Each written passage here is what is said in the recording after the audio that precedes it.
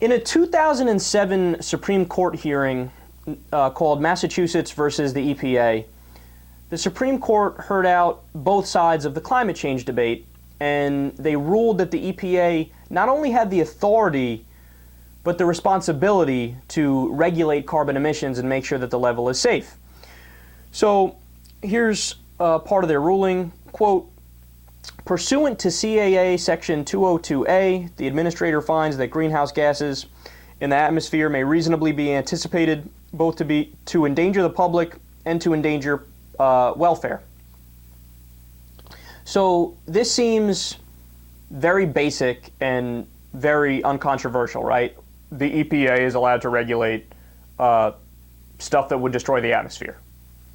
Kind of the whole point of the EPA. But no, conservative states, business groups, fossil fuel companies, and politicians who deny climate science are now petitioning the Supreme Court to reverse the Environmental Protection Agency regulations on greenhouse gases and to weaken the Clean Air Act. Now, let's wait for a second. Think about how crazy that is. What would be the point of the EPA if they're not allowed to regulate carbon dioxide emissions? All right, that is the very definition of doing environmental protection. If they can't do environmental protection, what are they going to, they have to change their name. What are they going to do? Drop the first two words and just call themselves agency? No, that's their job. That's their job.